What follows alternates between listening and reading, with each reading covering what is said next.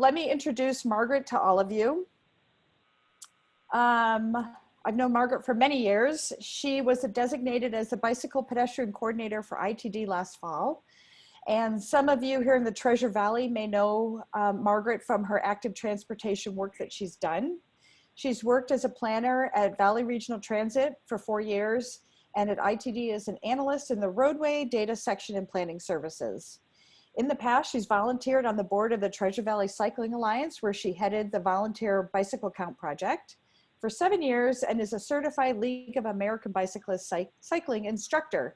And I'm gonna let Margaret introduce the Corey and Courtney who are presenting today. So Margaret, it's all you. Thank you, Cynthia. I'm going to start sharing my screen now. This works. Full screen. Thank you for giving us an opportunity to talk about road diets in Idaho. At ITD, we have some opportunities and some experience with projects around the state that we're going to have a chance to learn about today. So Corey Krantz is a engineer in District 5, where 2 road diets have been implemented, and he'll go through some of the engineering considerations there. And Courtney Lewis is with the City of Mountain Home, who will also be talking about a really interesting project that's going on there. So today I am just going to go over some of the basics about a road diet if you're not familiar with what those kind of projects entails. And I'm also going to show everybody how to look through the Idaho Transportation Improvement Program to look for opportunities where we might be able to see if this is a good option for a state-controlled road in your area. So if you have never heard of a road diet before, this is where it's also called a roadway reconfiguration. So for example, you'll see the diagram that has 2 lanes in each direction and no center turn lane, no bike lanes or anything. So it's putting a road on a quote unquote diet by reducing the number of motor vehicle travel lanes, and that increases the opportunity to the space so other modes of transportation can be accommodated. So you'll see the after on the left, there's a 2-way center left turn lane and striped bike lanes. And that's a pretty typical type of road diet that you might see. There's a lot of benefits to road diets. The first and foremost is they're usually used to mitigate a specific safety issue. You can see from the diagram on the right, there's a lot, on the left, that there's more conflict points with the more lanes of travel. By reducing the lanes of travel, there are less conflict points between both motor vehicles and any people who are riding bicycles. It also makes it easier for pedestrians to cross the street when they only have to cross 3 lanes of travel instead of 4. And another benefit is that they can sometimes calm traffic down. They can reduce vehicle speeds by adjusting the lane width or other treatments that can be done if there's some streetscape that's put in, or center medians that can slow the vehicle traffic down. Another benefit is that they separate the turning vehicles. So turning vehicles that are turning left can use that center turn lane, and they will be out of the flow of traffic. So there's not a conflict there. For instance, I don't know if you guys can see my cursor. So in the left-hand diagram where motor vehicle lane might be blocked by a left turner, they're out of the traffic flow and can turn safely. Again, it allows for more room for bicycle and pedestrian facilities. It could be a wide variety. It just really depends on the space and budget that is allowed on that. And also it just makes for a more welcoming environment for people to bike and walk. And so a lot of people like to see these projects in downtowns where they want a lot more people bicycling and walking. And it's a more friendly environment for people to get around by those modes. There can be unintended negative impacts of road diets. Depending on the engineering, it can reduce parking in certain areas. In some places, on the other hand, it can increase the number of parking spaces. It just really depends on how much space you have to work with. Transit vehicles have to cross any bike lanes in order to make stops. Delivery vehicles would block the one lane of travel in a certain direction when stopped. Obviously, it can reduce the capacity of certain roads. It really depends on the number of vehicles that go through that section each day. Most road diets, roads that are considered for road diets have less than 20,000 average daily trips. And another consideration is the maintenance. If there are center raised medians or anything, any hardscape that's put in that needs to be maintained over time. So if you think this sounds great, there are just some things that you need to consider if you think that it's right or not for your community. Usually road diets are to address a demonstrated safety problem where maybe there's a lot of mid-block crossings of pedestrians where they're playing Frogger to try to get across a roadway, or a lot of vehicle crashes because of the multiple lanes of travel in each direction. There are engineering considerations, how much roadway or right-of-way you have to work with, stormwater, those things. Obviously, the funding for it, there needs to be a funding source. And usually, like the local governments, in the case of state highways, the local governments would be the ones who would really need to sponsor and get behind a project in order to make it happen. Do we have any questions so far about just the basics of road diets? Margaret, I just have one comment that Laura made in the chat box. She said we could look at reduced parking as a positive consequence in many cases too, which I agree with. Yes, it's all a matter of perspective. We know that that doesn't always go over well. So for ITD-owned roadways, and these are your state highways, interstates that go through a lot of towns in Idaho, and they're often the main street. The best way to see if there's an opportunity is to look at our transportation improvement program.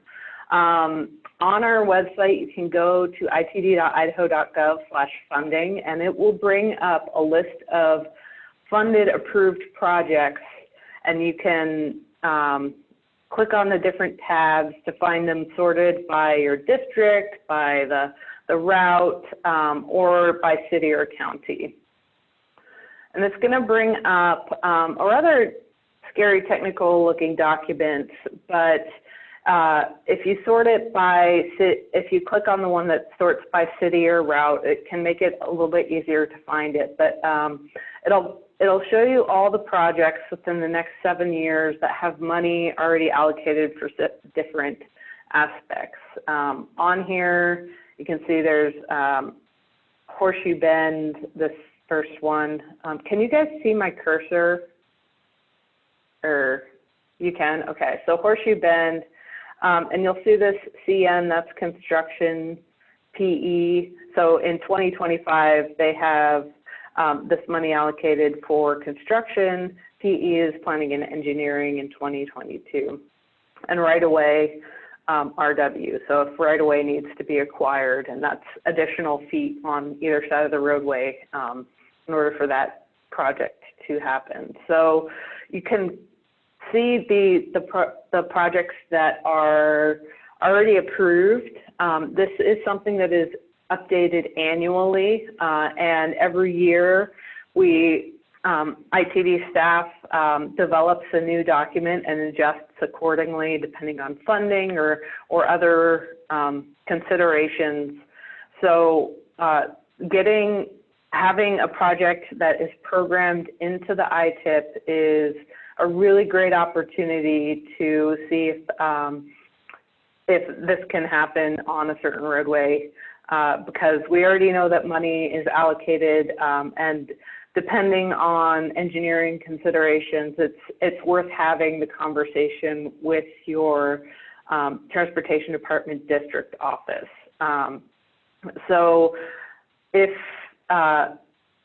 their local government employees who are on the call and are really interested in working with ITD, definitely contact your district office to see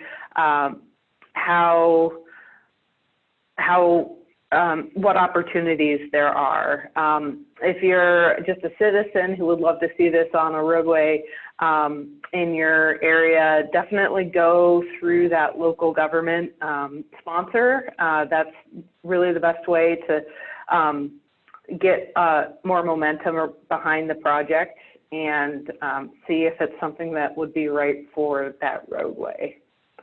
So that's just the basics of ITD roads and our programming. And then I want to turn it over to Corey Krantz to talk about some that have been happening last couple of years in ITD District 5.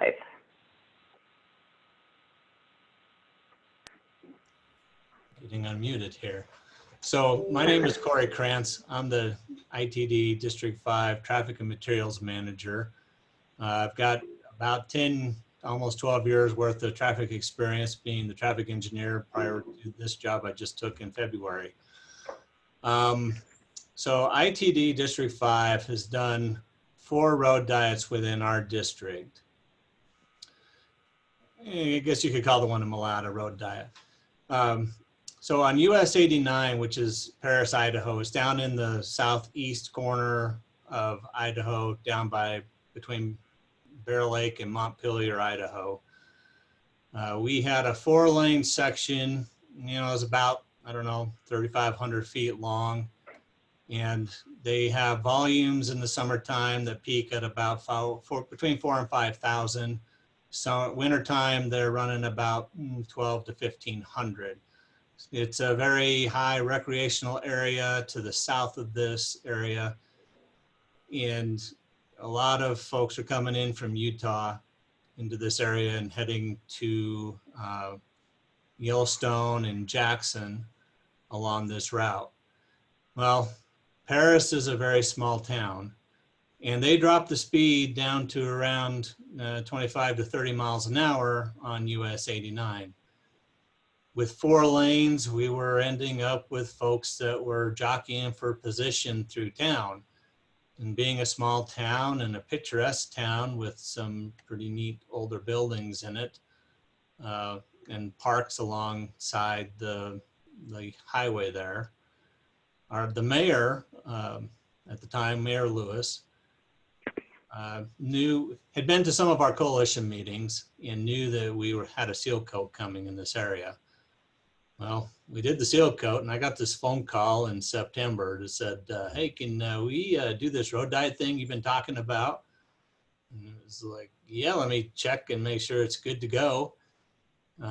We did take a little browbeating from FHWA because it was a federal aid seal coat, and it was not in our environmental document to make this change. They threatened to not starting to pull their funding from us. So I would encourage you, if you want to do this, do it early. Find out when your district may have a seal coat in your area. But I happened to have some time to be able to go down and get it laid out. So it was an on-the-fly response to the mayor of Paris. And, but, you know, he had lots of issues with people speeding through his town because, like I said, it's in that 25-mile-an-hour range. And you get a lot of people that were tired of being behind a particular RV, and they would hurry up and try to pass through town, which was promoting a lot of speeding. And he has children that are trying to go to the parks, so he was very concerned about that. So we went down, and when they seal coated it, all the striping was gone, and we were able to get the new markings down in a timely fashion before the striping truck showed up. In fact, we were just finishing marking up when the truck came to town. Are you going to my picture, Margaret? Or are you coming? Also on 89 is Montpelier. And we had been touting with the mayor for a little while to take some center islands out. We did have a major, a mill and inlay going on in that area. And they had a 4-lane roadway with some concrete center islands. And they had parking on the side. And we have been back and forth with islands and no islands for over the last 30, 40 years. And it came down to take the islands out again, the center concrete islands. And I promoted the road diet with Montpelier to encourage them to reduce their speeding. We've got some schools in the area that are right beside US 89, and the students cross it. And there is parking already on this, but the mayor was trying to get people to slow down so that they would see the little stores that were in Montpelier. So we talked to them and we presented to the city council, and so we got involved. We had some public information meetings as we were getting ready for this paving project, and we got some of the community on board, and it was probably close to a 50-50 split as far as leave it like it is or add these 3-lane section versus a 4-lane section that we had. So after getting the city council to say, yep, we can live with that and we will try it, we implemented it. That town also has a peak load of about between 4,000 and 5,000 in the summertime. I run a major bike event through there in September. It's a Logan to Jackson run. So we do get a lot of bicyclists in this area. And it is the road to Jackson, one of the backcountry roads, I guess if you want to kind of call it that. So, you know, we do get some of that cycling tourism through here. So we got them to approve that and we implemented it. Now I would encourage people to think about their intersections. You might need to have no parking around intersections and implement right turn bays. At our intersection of US 30 and US 89 in Montpelier, we ended up going with a 5-lane section and then dropping down to 3 once we got a few hundred feet outside the intersection. Just gave people a place to turn right and then they get to merge. And I have not seen, I've heard lots of good things about the reduction in speed and the reduction in crashes. While we were there, we also had a pedestrian mid-block crossing that we were able to upgrade from just a flasher on a mast arm to a hawk signal. So we took that opportunity to make that improvement for the city of Montpelier. And I think they get better compliance with it now. Next slide.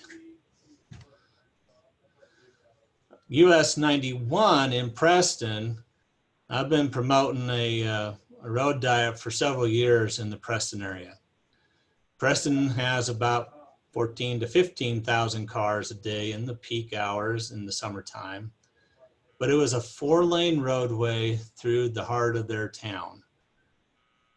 There's parking, but there was no center turn lane, and I had 2 signals in town that did not have protected left turns. We did have quite a few rear end and sideswipe crashes in town because of the 4-lane section. You get a lot of weave when you have 4 lanes.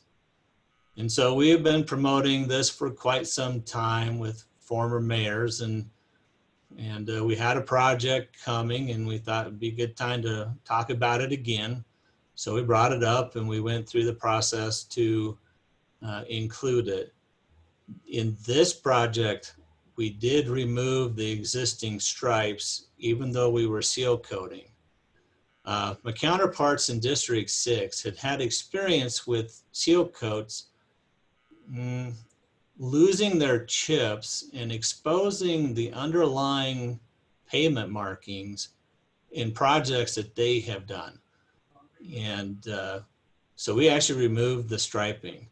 This one is still a little bit controversial, and it may be because we're still trying to figure out the signal timing.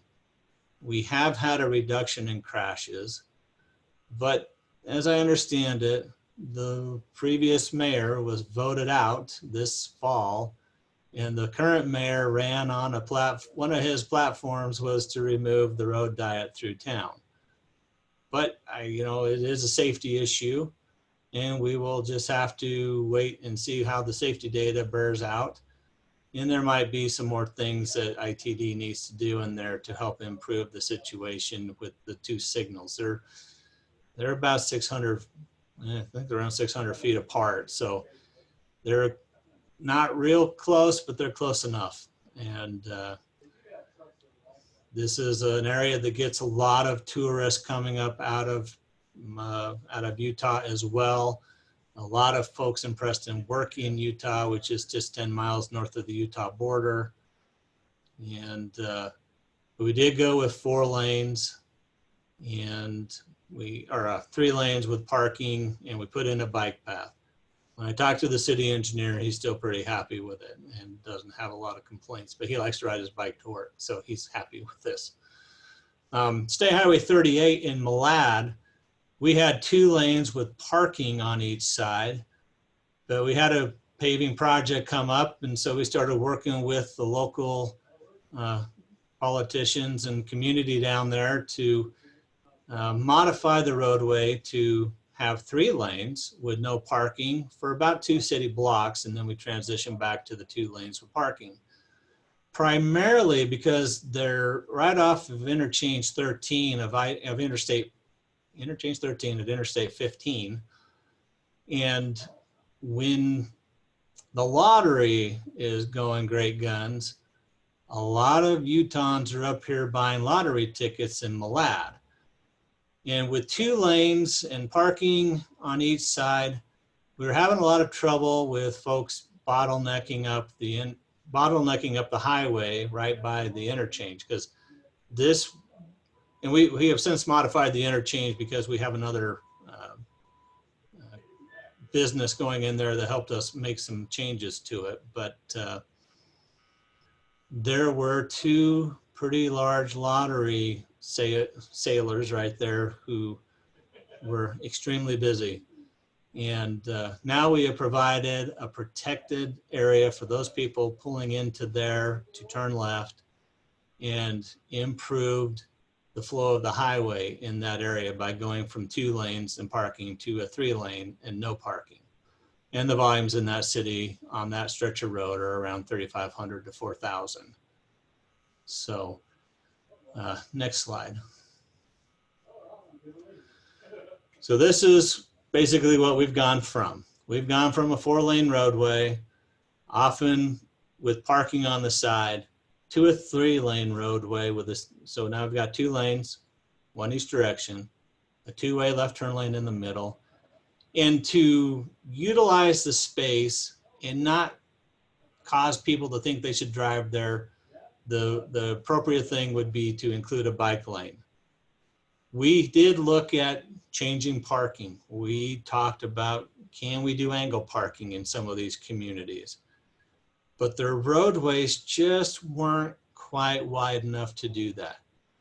Now, my counterparts in District 6, in Victor, Idaho, which is on the way to Teton Pass and over to Jackson, they had a fairly wide roadway. They used to be 4 lanes with, I believe it was angle parking on the side of the road. So they had the roadway width to do this. They got a lot of people that were coming down off the Teton Pass, and they were upset because they were behind slow RVs, whatever. And they would be racing through the small community of Victor to change lanes. And so they had a speeding problem, and that promoted crashes as well.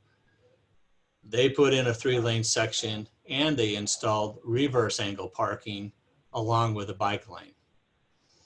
And, you know, they got the politicians involved, and they agreed to do it, and they did it. And there were some politicians that took some heat for it, but you got to stay the course. It was a good choice for Victor, and made a lot of sense.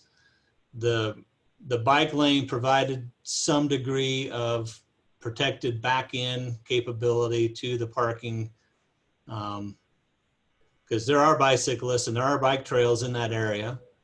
You know, it's not extremely heavily used for bicycle usage, but they are there. And, you know, I've been in that community and used their stuff, and I think it's pretty neat. But you got to have the roadway width to do angle parking. You really need to be able to get them out of the way, and so they're not stopping up the through traffic. So parallel parking is probably more appropriate. That's what we did, and that's what we have in Montpelier and in Preston. Next slide. So this is the community of Paris, Idaho. This is the before picture. And this was one area that we did not remove the pavement markings before we did our seal coat and were asked to modify it. I've not been down there for a little while. I assume the seal coat is still sticking fairly well, but oil and paint don't always mix, and it doesn't always adhere very well. So this is our test bed for seeing how that works. I know I've seen seal coats in the past where I've seen other striping come through. But it was 4 lanes, parallel parking, and you just about see the other end of town from one end to the other. And go ahead and hit the next slide there. This was the day that we went down and marked it out.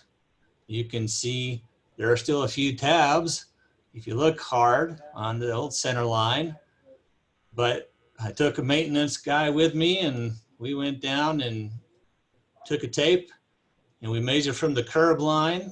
We measured the parking, the bike lane, and then we left the lane, and we let the center turn lane float as far as how wide it was going to be. That way we kept consistent pavement widths and markings through the system.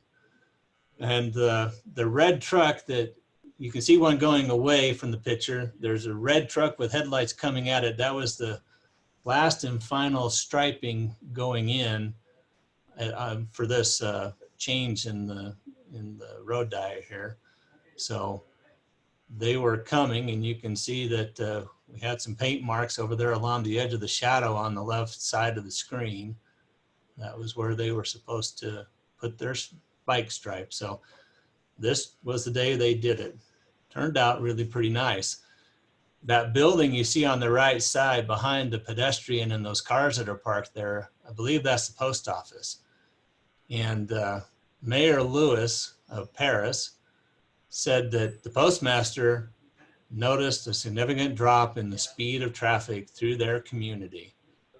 And they were pretty pleased with that.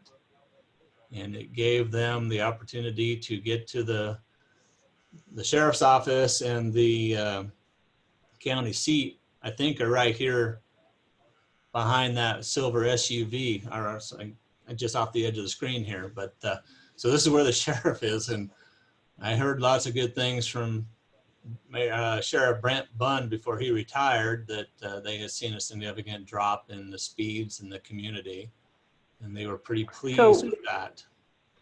Yes. We do have a question in the chat box from All right. Deanna about what is the speed limit on this road? About 25 miles an hour. Yeah. Well, was it the same before? Yes. But we were seeing speeds of about 35, 40 miles an hour through Paris when we did a speed study. So significantly up from where we wanted it to be. Corey, can I ask you a question about bike lanes? Yes, ma'am. When you do something like this, is ITD considering to not seal coat the bike lanes, but instead installing like a smoother fog coat or slurry seal for pavement surface protection? We have not done that, but in this case, we were trying to get rid of some striping. And in this case, we didn't have that opportunity. And we have not necessarily pursued that with the other ones that we have done, but that is something that would be reasonable to talk about. Slurry seal, if we chip, you better have a good edge that they can slurry seal against. That way you don't end up with a lip and run water down the edge of the roadway. Mm-hmm. We definitely need it to drain. But I get chips and bicyclists. Yeah, it's I think most of the people on this, most of the people on this would probably, who ride their bikes a lot, can go on a lot about chip seal and how tough it is on a bicyclist. Yeah, I ride a mountain bike, so I don't spend I had a road bike that I don't use right now, and I could see how riding on a road bike tire on this stuff could be challenging. But Thank you. So this was how it ended up looking in Paris, Idaho. Are there any questions? Because I do recommend getting involved with your locals. And if you're a local and this is what you want, get involved with your coalition meetings. If you have them, get with the LTAC and start having those conversations. Say, hey, we want to know who to talk to at ITD, who can help us encourage this. Because there may not be a lot of bicyclists on that road currently because it's 4 lanes or something like that, and parking. There's not a great place for them to be either. Now, if you build it, will they come? There will be some users. I would totally believe that there'll be some users. We have bike lanes here in Pocatello that we added around the ISU campus, and I see bicyclists. Do I see a lot of bicyclists? No. Do I see groups once in a while? Yes. Do I see once in a while a lone bicyclist headed to campus? Yeah, there are bicyclists. Are there a lot in Paris? Probably not, but I needed something to do with the lane I took away. So bike lanes seem to be, fit the bill. And so I'm going to prompt, I know there's some people on the call today, Corey, who are interested in having something like this done in their community. Mm-hmm. And yes, it is to have some space for bicyclists, but I think a lot of them would like to see the traffic slow down. I think that's a major concern, right? Yeah. And so can you talk about that and explain to people, you say get involved, find a coalition. What about district planners? Could people contact their district planner or their district engineer? Can you talk about the process a little bit to help communities? It's always good for ITD to know that we have community support for this. And that comes through the local politicians, city councils and mayors that would like to see something like this done. I know when we did Preston, we've been talking about that for 10 years because we've been talking about it as long as I've been a traffic engineer when I came over from construction. And so it took a long time, and we're we're seeing how it goes. That's one of our busier roads. Paris was just off the cuff. You know, we had presented on this. We had LTAG comes to our coalition meetings because we meet with our local counties and cities on a quarterly basis. I always encourage them to come. They don't always, but I encourage them to come to those meetings because we get a lot of neat things done and we get to have a lot of discussions about things that we can, you know, we're the premier transportation agency in the state, and we see a lot of things, and, you know, I hope we have some ideas that you might find useful. You know, if nothing else, we can say, yeah, we saw that, tried over here, you know, worked or didn't work. So, you know, look to those resources. We've got very good people at ITD. You know, I worked with Malad. I probably spent, I don't know, about 9 months talking to Malad to make their modifications. Montpelier, we probably did about a year and a half because we had to have our public information meetings, and those were, you know, every couple months. And as we were going through that environmental process for the project that we were working on. So I know some other communities have done this, and I'm hearing stories about, like, Hagerman is interested in doing something like this. One of our employees, his son is the mayor at Hagerman, and he was home visiting his dad in Montpelier, and he's like, hey, this is really cool. How do we make this happen in District 4? So I encouraged him to contact, you know, the city, the planner, and contact their traffic engineer to start having that discussion about, hey, how do we make this happen?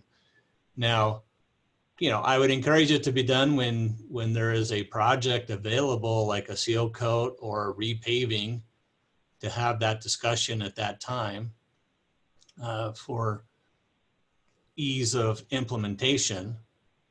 I know that our seal coat cycle is on about a 10-year cycle now. That might be changing a little bit, but we're trying to do basically a partial county by partial county throughout District 5. And that helps us get some better bid prices rather than do 5 miles here, do 10 miles over there, do 50, you know, another 8 miles in another county. It does. We're just getting on cycle now. We're almost through all the counties in the last few years. So, Corey, this is yes. Deanna Smith. I wanted to ask a little more about that. So what you're saying doesn't always fit with communities' experiences. They find if they engage too late, they get told it's too late. So you're really talking about, you know, these shorter, quicker ones can happen when it's a recoding and a restriping.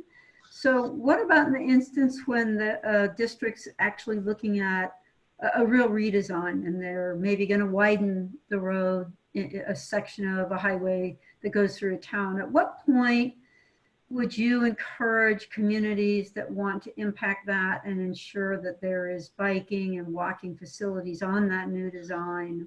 What's the best stage for them to engage in the project? Very early on. I know that our planner here talks about the transportation improvement program when we go to our coalition meetings, and we discuss what projects, you know, we tell them we have our TIP, our transportation improvement program is out there. Please review it and take a look at it. Now, how many of them do that? I wish I could be more proactive and tell you that they do it all, but that's the time. We need to know how to get those into the charter so that we can be planning for that. You know, it does take a lot of money. You know, a bike lane at 4.5 to 5 feet wide is a lot of asphalt when it's a long project. And curb, gutter, and sidewalk is something that the locals need to help pay for. So they need to be planning on how to get something like that in their budget. So if they have a federal match that they can meet, they're not totally unprepared to meet those requirements. So it sounds like you're suggesting that to watch for the tip and each year, and as soon as something new is put on the tip, it means it's going to go into design concept. well, we are programming projects seven years out now, Okay. which is a long time. Yeah. But we start programming that money that far out. So part of this is because we've had some stimulus packages in the past. And so we are trying to make sure that we have enough on the shelf. We can take advantage of those kind of things in the future. I don't know if there'll be one with all this COVID-19, but to get people back to work, you know, you saw what happened in the Obama administration. And ITD was able to take some advantage of that, but we have moved even further into, let's have like 2 years on the shelf of projects. Yeah, we may shuffle them around for what we bid, and given right now the economic climate, ITD may have some projects that we get delayed. I'm not sure where we're going with our budget, but we do play some of that shuffle the money around, primarily because, you know, we might have a big project that had a hiccup that we weren't anticipating and now it's been delayed, but we have other projects we can plug that hole with that are ready to go.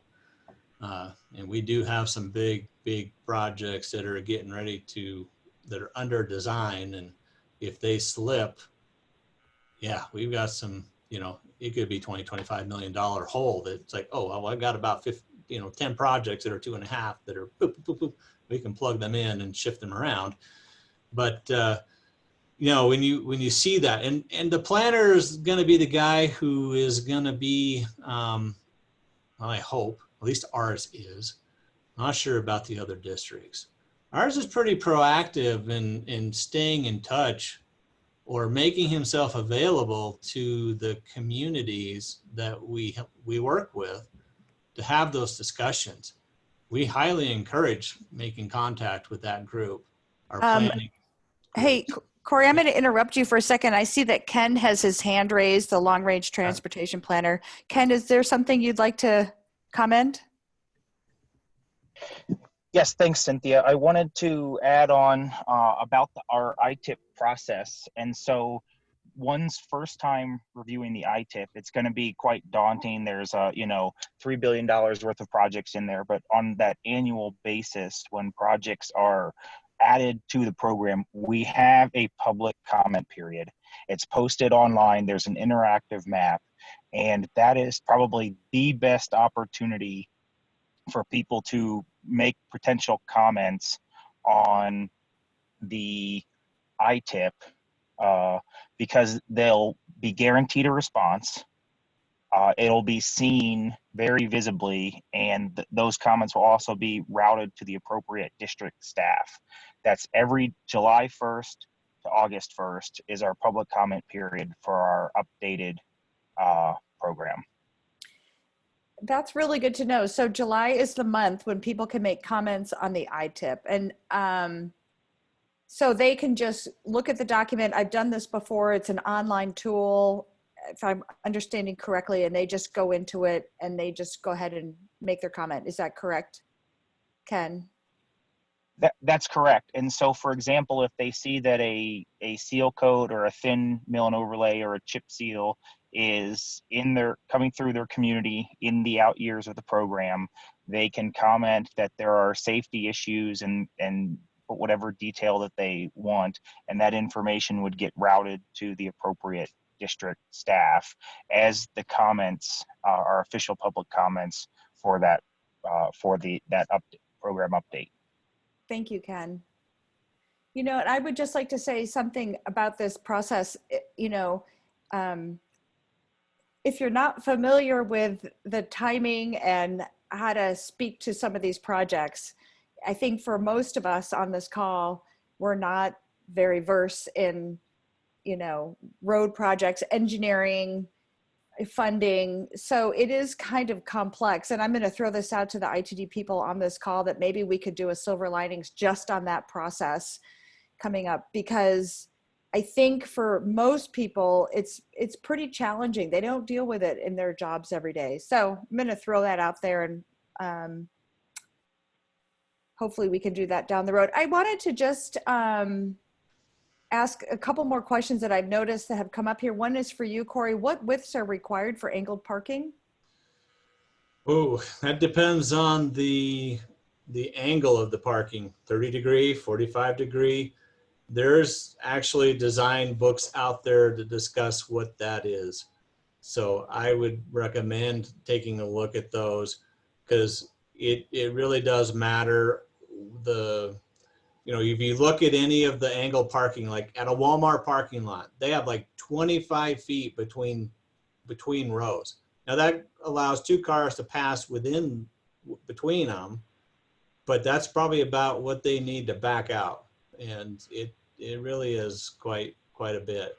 It may be closer to 15 to 20 feet, but you can look at any parking lot and on Google Earth and maybe get an idea of what it's like, and then think about the neighborhood you're in when you're parking at the mall, the Walmart, grocery store, whatever that may be. And as Ken mentioned, we're 7 years out.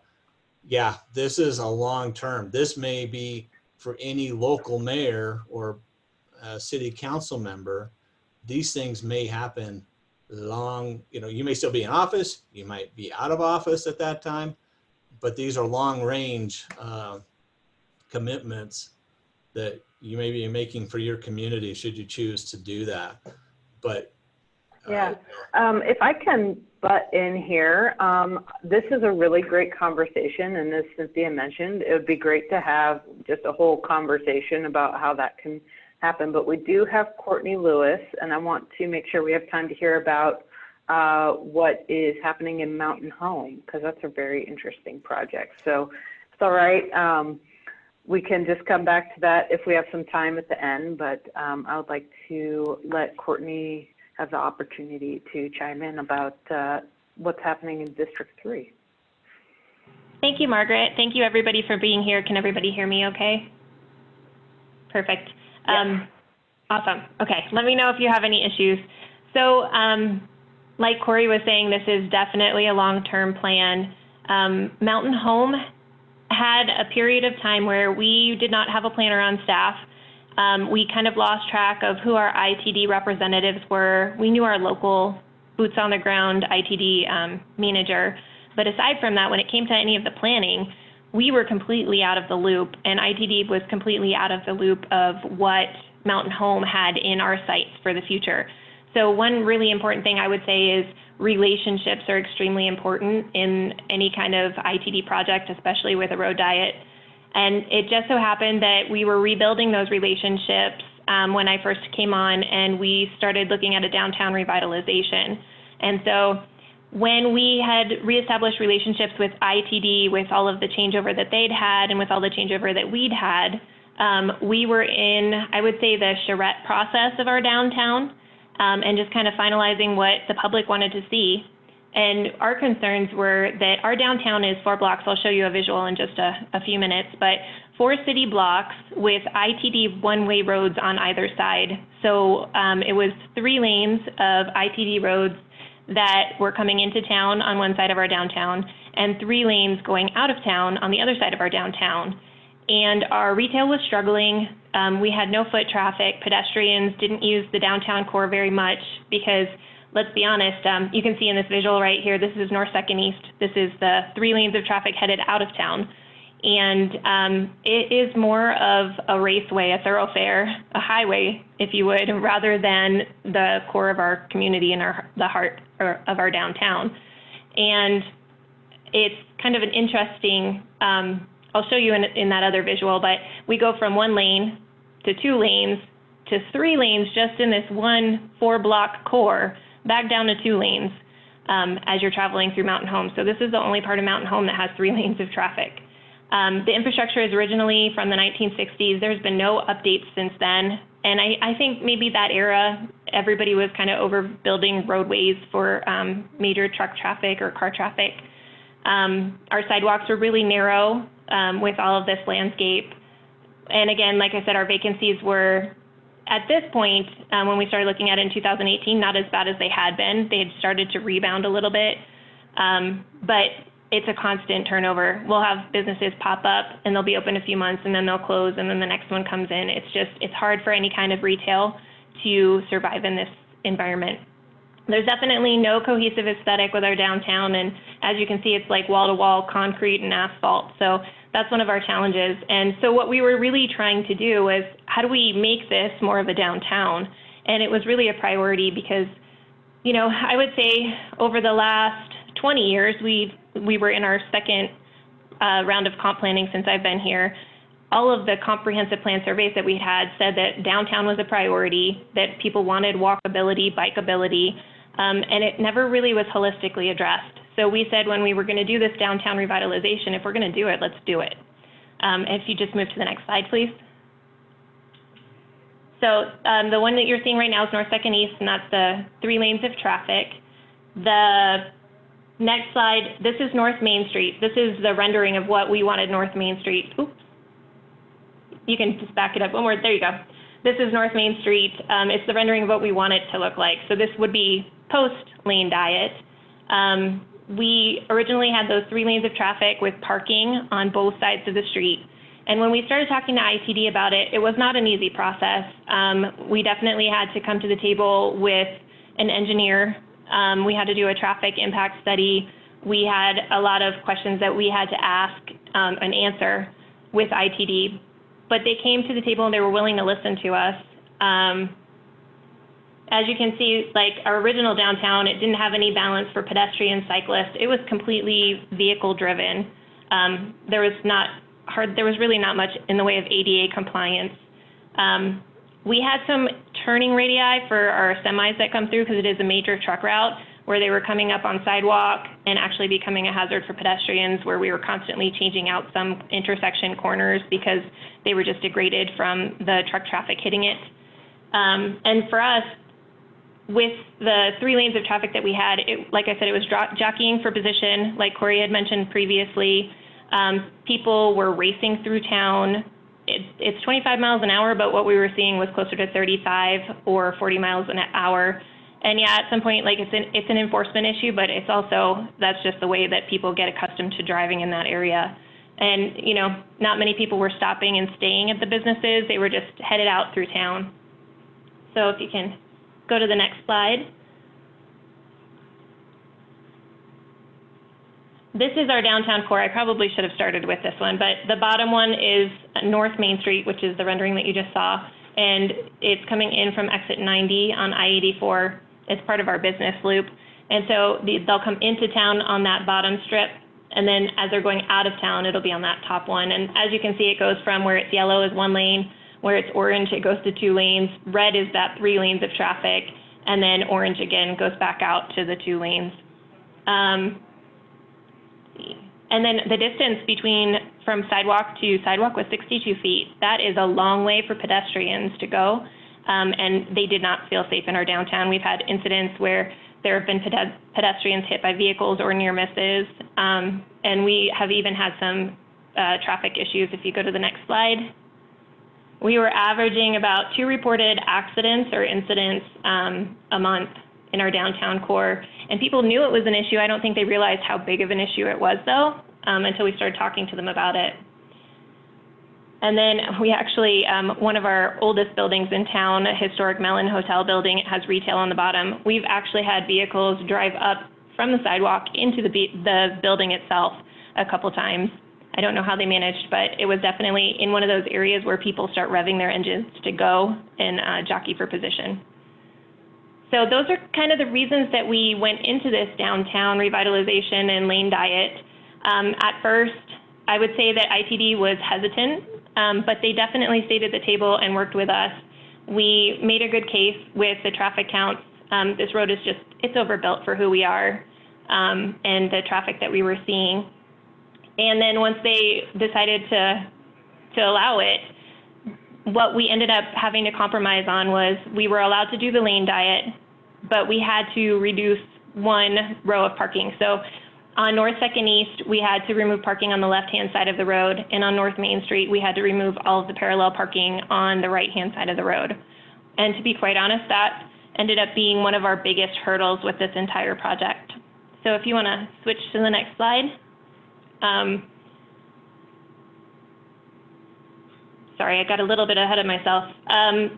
What made it all so much easier for us to have a conversation with ITD is that they kind of started talking to us about a pavement restoration project that they had planned for the summer of 2018.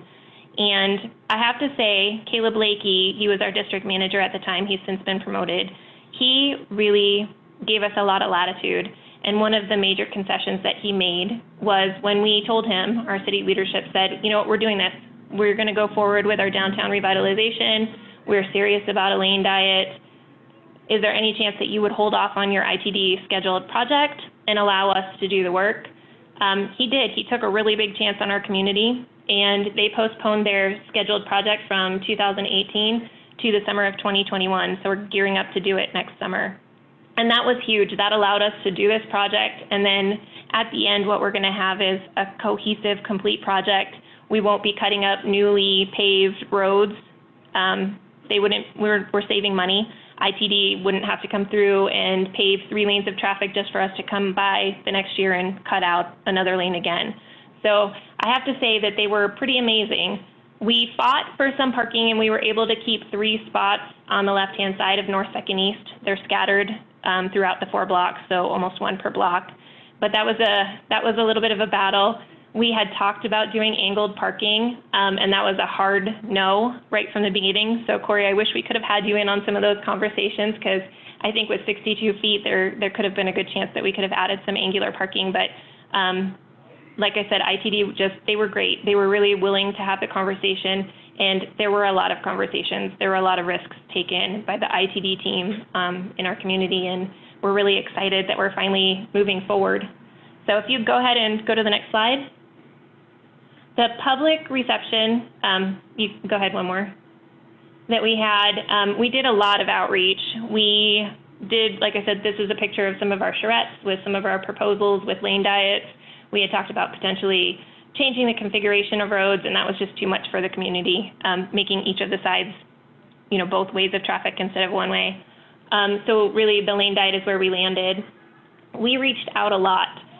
And once we settled on the lane diet, that was the biggest issue that we had, to be quite honest, especially with losing parking. Our downtown, let me tell you, has parking. We have so much parking. We ended up doing a parking study, and even with the lane diet, we would still have at least 30%, or we would only be at about 30% capacity in our downtown. So we have parking for days, but there's a mentality shift that's really hard for community members to understand. Part of that on our end too is there's mythology in our community that we're a retirement community.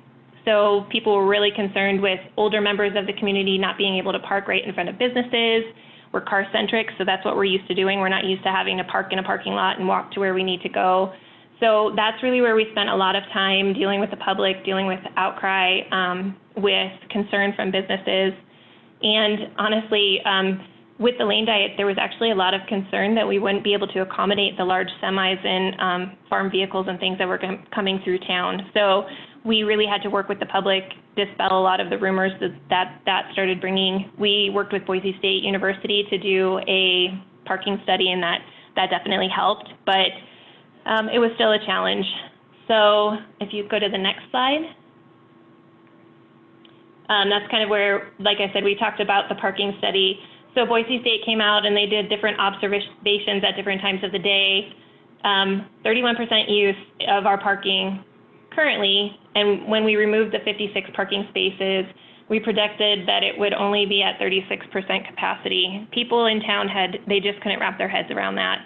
So we really have a lot of parking in our community, and just maybe pointing out to people where they could park. We actually had to point out to them too that the study showed that people preferred to park on the cross streets rather than on the ITD thoroughfares because they felt safer. So we feel pretty comfortable. That slide is wrong. We ended up making it only 3 additional parking spaces that we were able to get back from ITD. But we were happy with that. We felt that was more safe than the 4th. Do you want to go ahead to the next slide? And then one more, yep. So this is North Main Street. As you can see, the left-hand side of the road, this is the rendering. I'll show you the actual picture. I couldn't get the best view of actual lane reduction, so I apologize for that. But the parking remained on the left-hand side. We chose that side because that's where the majority of the businesses are. If you can see all the way on the right, there is a bike lane. Believe it or not, we actually had a lot of pushback from the community about putting bike lanes on these streets just because of the past traffic patterns with how fast people were going, with the jockeying for position. In fact, one of the biggest opponents to a bike lane in our downtown was our local gym. So that was a little bit of a challenge. We did leave the bike lane on North Main Street, but on North 2nd East, which I'll show you in a little bit, that we did take it off that main road. We're going to connect through side streets. So this is what it looks like with the 2 lanes with the bike lane. We do not have a median or anything at this point. That might be something that we look at down the road just for a little bit more safety. But we did some bump outs to make the distance between the sidewalks shorter for pedestrians to cross. And honestly, it's working so well right now. North Main Street has been completed. If you want to go to the next slide. Oh, well, real quick, this is what the old one looks like. I was able to get a better picture because it's a Google map, so we could get right in the middle of the road. But as you can see on the right-hand side of the road, there was our farmer's market. It gets a lot of traffic. You can see that there's still parking. That's no longer there. If you go to the next slide, thank you, Margaret. This is with it removed. The road still looks like it's old. We're going to be doing that pavement restoration project next year. Potentially, the end part of it will be the end of this year. But there's no more parking. The bike lane is there. This is with the bump out. Now, can you see all the cars that are parked on the left-hand side of the road? We're seeing so much more traffic to the businesses in our downtown. People are eating, they're walking. We see cyclists actually riding their bikes. We had people in the community who told us that nobody here rides bikes. Well, just making it more of a bike-friendly location has actually already increased the cycling traffic and pedestrian traffic in that part of town. So if you go to the next slide, it's just a little bit closer view. It was too much traffic for me to stand out in the middle of the road, so I apologize that you can't see the lane diet very well. What we're also seeing is that the community, I apologize, I lost my train of thought. I think that a question popped up, why is there no bump out on the right-hand side? So that's where our railroad park is. That'll sort of be a de facto 4th phase. Right now we're using it to stage for construction. So all of our construction vehicles are parking in the parking lots by the park. Once it's done, we're going to work on that side. We're going to close up an intersection that was open and creating more issues. We're going to do some improvements to that side of the road. So for this part of the project, it was mainly on the left-hand side. If you want to go to the next slide.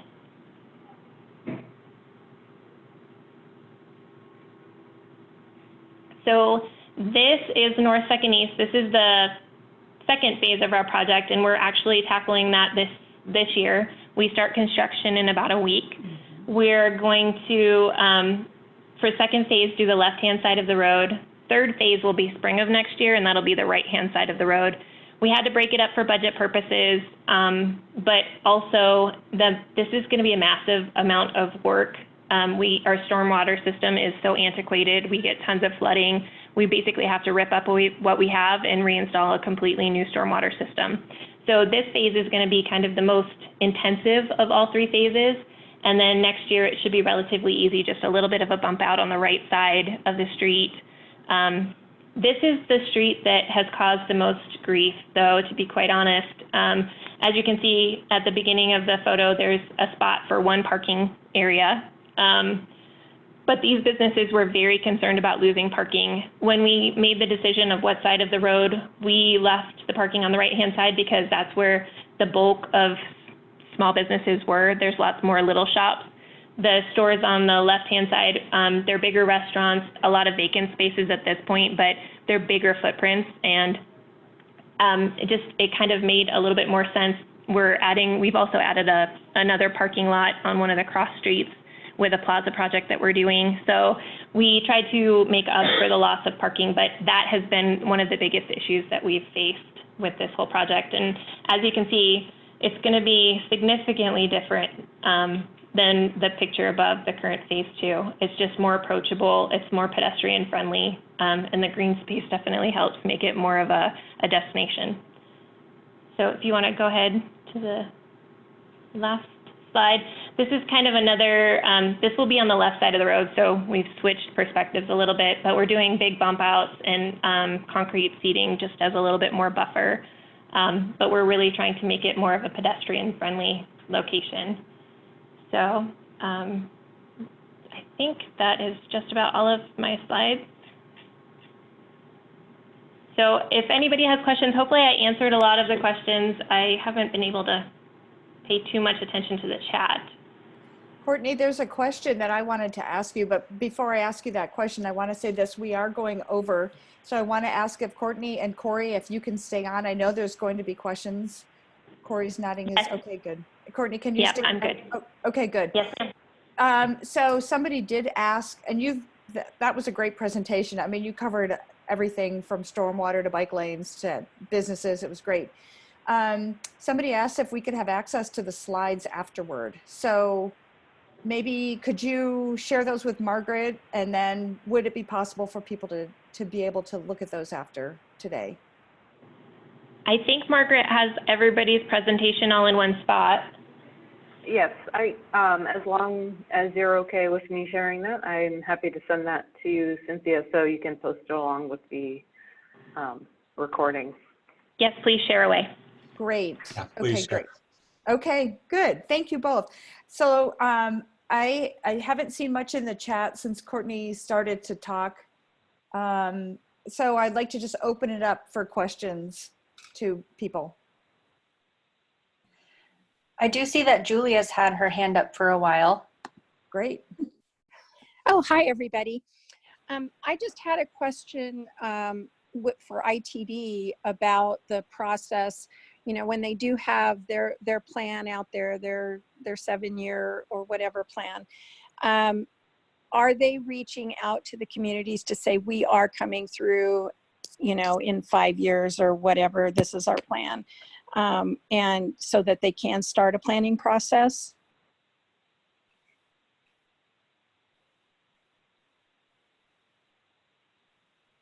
Ken may be able to help answer that question.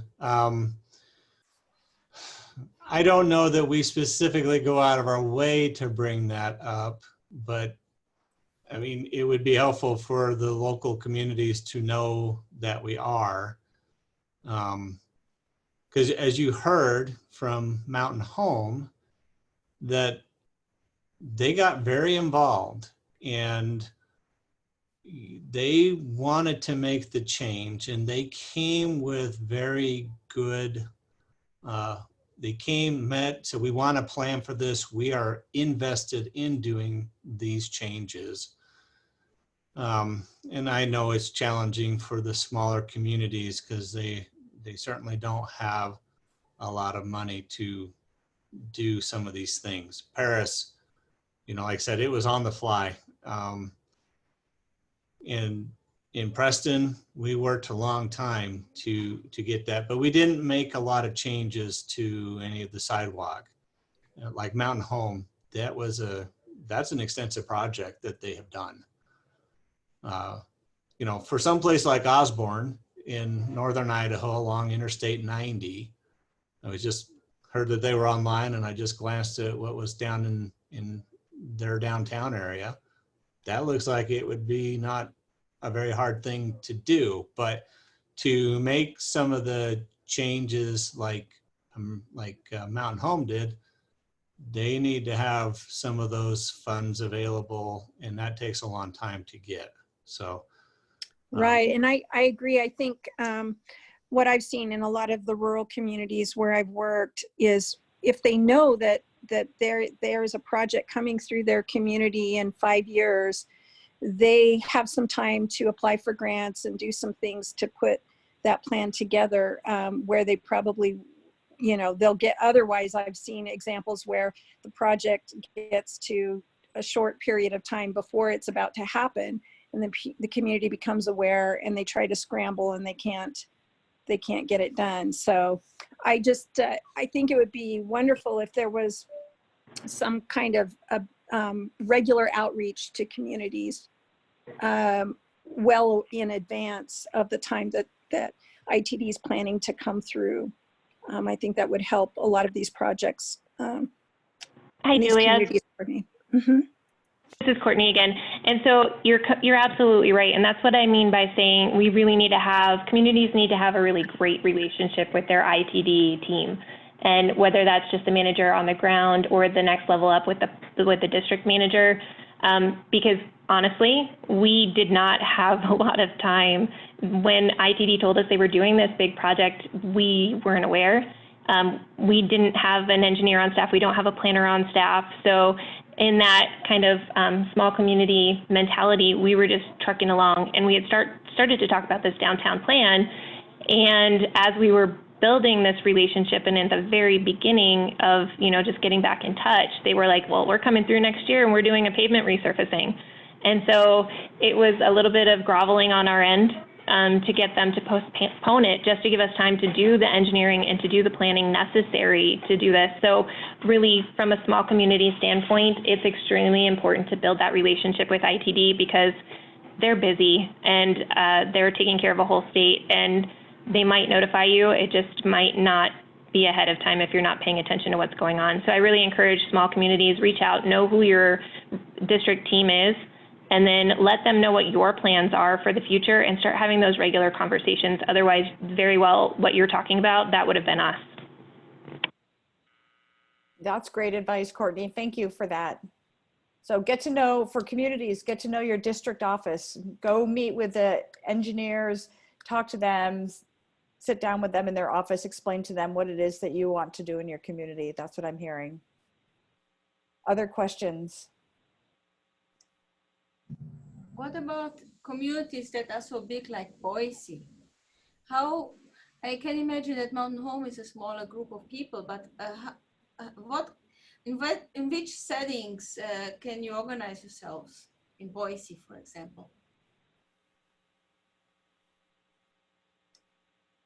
I'm not sure I totally understood you, Deborah. You're just asking about a bigger city like Boise and how do we get action? Is that what you're saying? Yeah, that's what I'm wondering, if it is more like neighborhood associations or how, because Mountain Home is a smaller group of people, you know, but if there's an issue with ITD Street in Boise, what group of people do you contact? Do you contact the city council, or who would? Yeah, I can answer that. So City of Boise does have a few transportation planners on staff in the planning development services. And so you can talk with the city staff about what issues you're seeing and concerns you have, and they can move the conversation forward from there. You can contact your city council members. Also, you can contact the Ada County Highway District, since they are in charge of the all other roads in Ada County, and we work pretty closely with ACHD at the district level to coordinate, and also the Community Planning Association of Southern Idaho. We have a larger organization. It's called a Metropolitan Planning Organization that also does transportation planning for the larger metropolitan area. So I'd like to address Chris's kind of question statement in the chat box, which everybody should be able to see, but she's talking about for 20 years, they've been meeting with their district trying to get a road die considered for bike ped safety. They've done district engagement, community survey data supports it. And we know there's a chip seal this year contracted. All we've been told is ITD's road is to move commerce and vehicles and not to deal with the non-vehicular mobility. So she's asking, how do we build statewide acceptance or embracement for mobility? And I'll open that up to the ITD folks to answer. That's disappointing, I would have to say, that Yeah. that has been taken on that manner. To be honest, yes, we are about mobility and about getting people from point A to point B. But we do work with our communities, as in Mountain Home, at least our district's philosophy is that's their main street.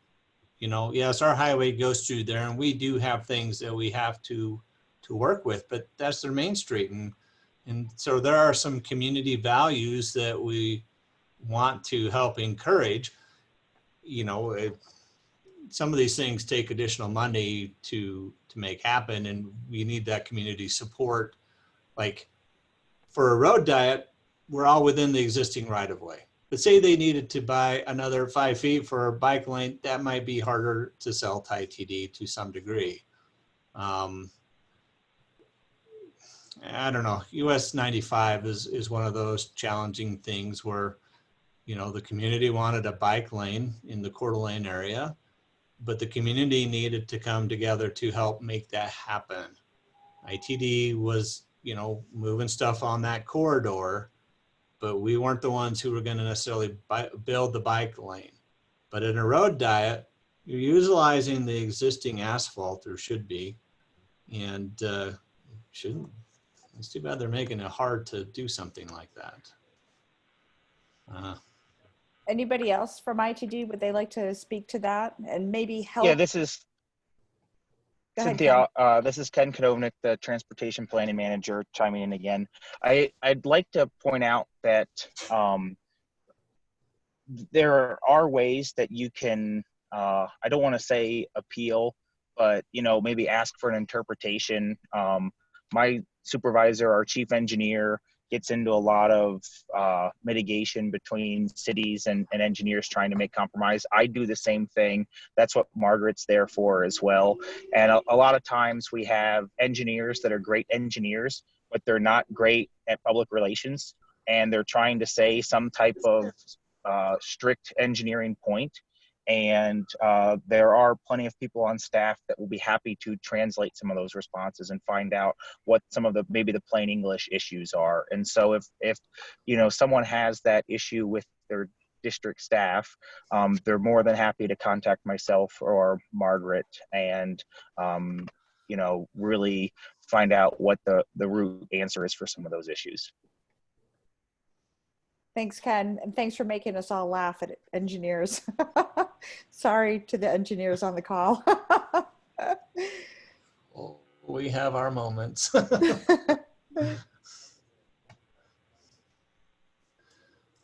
You know, if it's 5 lanes and there's excess of right of way, you know, it might be, hey, we're going to kick in some money to help make that happen. That's probably what it could be. Highway 12, you know, we could be looking at around Orofino or that.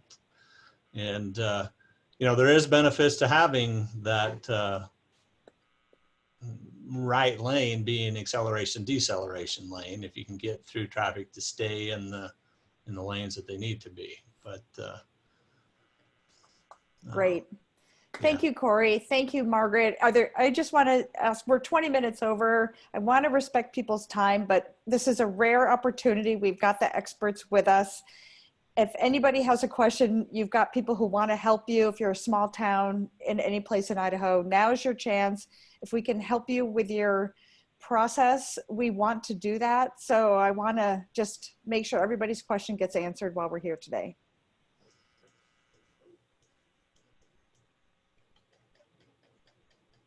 Okay, sounds like everybody's good. I have one if no one else will jump in. Great. So here, I'll turn on my video so you know I'm a real person. So I was just going to type it in the chat bar, but so I think I heard, Margaret, you said something about, was it 20,000 vehicles per day or something like that?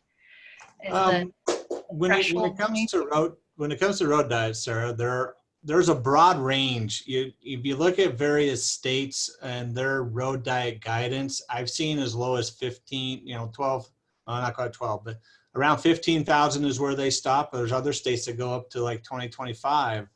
Idaho Falls on Holmes Avenue has They converted a 4-lane road into a 3-lane, and they handle, according to the Bonneville Planning Organization, which is their MPO, about 25 to 26,000 cars a day on that.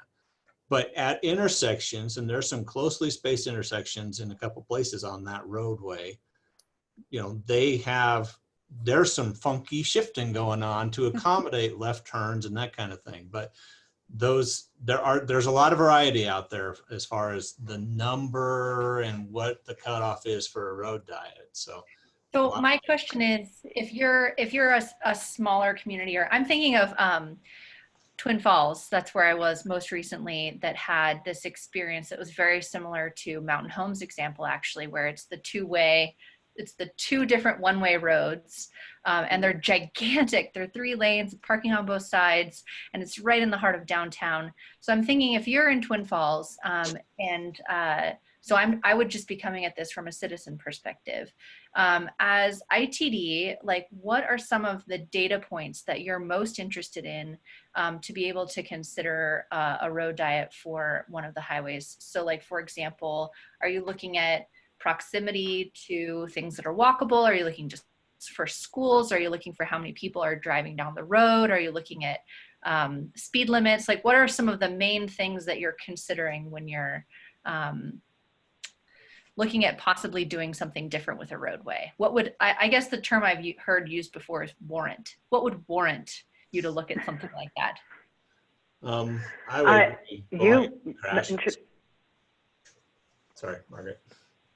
Oh, yeah. No, you listed a ton of them. Obviously, the volume of traffic, the width of the roadway, the use, like what the context is in the city, speed. But one of the biggest things is that will be a convincing point is crash data. If there's a demonstrated safety need, people are speeding. If you have a speed study, you can ask for a speed study to be done to prove empirically that there is an issue that needs to be addressed on that roadway. Yeah.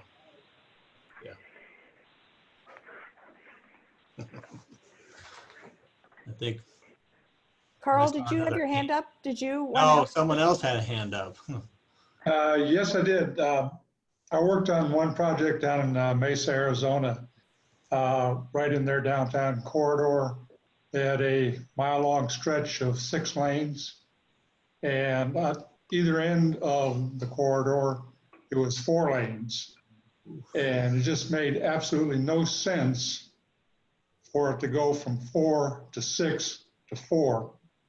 And so we managed to convince the city to reduce it, and we actually improved the flow of traffic through the downtown corridor, because it took your stoplights could be timed so that you didn't have to wait as long each one. You didn't have as much lane shifting, which all slowed down the traffic. So we actually improved the flow of traffic by narrowing the road.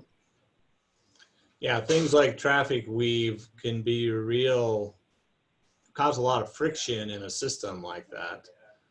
And, you know, that certainly causes a lot of crashes too, because people are changing lanes and now they're sideswiping each other, unfortunately, as well, or potentially rear-ending because they're looking over their shoulder and don't see the guy in front of them stop, or slow down.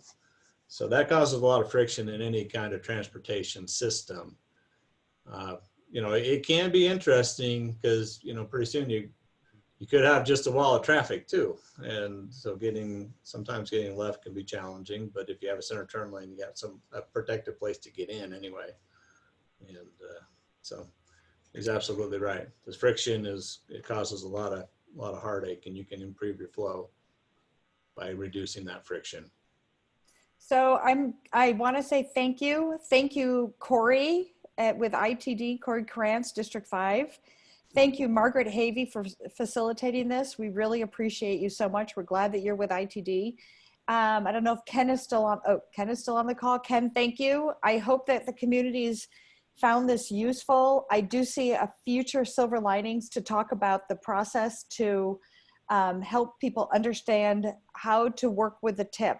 and how it can, you know, they can find projects and know what the timing is and all those things. So that's on my to-do list. Thank you, everybody. This was a great topic. It was a lot of fun. Take care.